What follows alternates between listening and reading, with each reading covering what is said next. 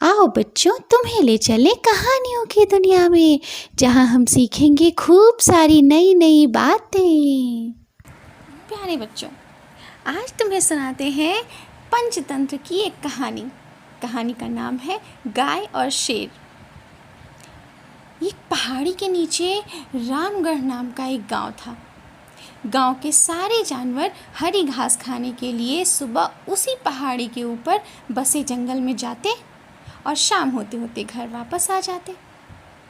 हर दिन की तरह लक्ष्मी नाम की गाय अन्य गायों के साथ उसी पहाड़ी के जंगल में घास खाने के लिए गई थी। वो हरी घास खाने में इतनी ज़्यादा प्रसन्न थी कि वो कब शेर की गुफा के पास पहुंच गई उसे पता भी नहीं चला। शेर अपनी गुफा में सो रहा था और वो पिछले 2 दिनों से भूखा भी था। जैसे ही लक्ष्मी शेर की गुफा के पास पहुंची, गाय की खुशबू से शेर की नींद खुल गई। वो शेर धीरे धीरे गुफा से बाहर आया और गुफा के बाहर गाय देखकर खुश हो गया। शेर ने मन ही मन सोचा कि आज उसकी 2 दिनों की भूख मिट जाएगी। वो इस तंदुरुस्त गाय का ताज़ा मांस खाएगा और यह सोचकर उसने एक तेज़ दहाड़ लगाई। लक्ष्मी शेर की दहाड़ सुनकर डर गई।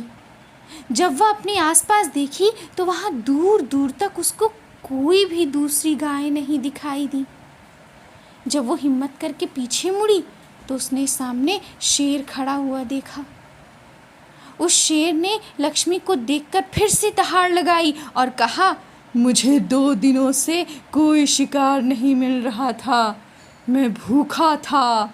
शायद इसीलिए भगवान ने मेरा पेट भरने के लिए तुझे मेरे यहाँ भेजा है। आज मैं तुझे खाकर अपनी भूख मिटा लूँगा। शेर की बात सुनकर लक्ष्मी डर गई।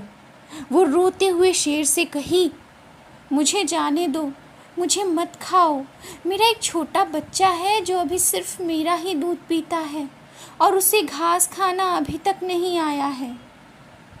लक्ष्मी की बात सुनकर शेर ने हंसते हुए कहा, तो क्या मैं अपने हाथ आए शिकार को ऐसे ही जाने दूं? मैं तो आज तुझे खाकर अपनी 2 दिनों की भूख मिटाऊंगा। शेर के ऐसा कहने पर लक्ष्मी उसके सामने रोने लगी और विनती करते हुए बोली, आज मुझे जाने दो। मैं आज अपने बछड़े को आखिरी बार दूध पिला लूँगी और उसे बहुत सारा प्यार करके कल सुबह होते ही तुम्हारे पास आ जाऊंगी। फिर तुम मुझे खा लेना और अपना भूखा पेट भर लेना।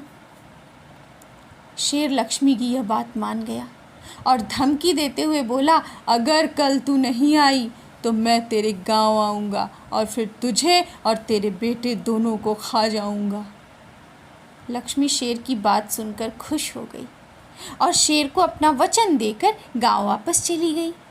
वहाँ से वो सीधे अपने बछड़े के पास गई, उसे दूध पिलाया और खूब सारा प्यार किया। फिर बछड़े को शेर के साथ हुई सारी घटना बताई और बोली कि उसे अब अपना ख्याल खुद ही रखना होगा। वो कल सुबह होते ही अपना वचन पूरा करने के लिए शेर के पास चली जाएगी। अपनी माँ की बातें सुनकर बछड़ा रोने लगा। दूसरे दिन सुबह होते ही लक्ष्मी जंगल की तरफ निकल गई और शेर की गुफा के सामने पहुंचकर शेर से बोली, अपने वचन के अनुसार मैं तुम्हारे पास आ गई हूँ। अब तुम मुझे खा सकते हो। गाय की आवाज़ सुनकर शेर अपनी गुफा से बाहर निकल कर आया और भगवान के अवतार में प्रकट होते हुए कहा, मैं तो बस तुम्हारी परीक्षा ले रहा था। तुम अपने वचन की पक्की हो। मैं इससे बहुत प्रसन्न हुआ। तुम अब अपने घर और बछड़े के पास वापस जा सकती हो। इसके बाद उन्होंने उस गाय को गौ माता होने का वरदान भी दिया। प्यारे बच्चों, इस कहानी से हमें यह सीख मिलती है कि हमें अपनी जान की बाजी लगाते हुए भी अपने दिए हुए वचन को पूरा करना चाहिए। यही हमारे दृढ़ व्यक्तित्व को दर्शाता है। ये कहानी कैसी लगी हमें ज़रूर बताइएगा। फिर मिलेंगे अगली कहानी के साथ। तब तक के लिए बाय।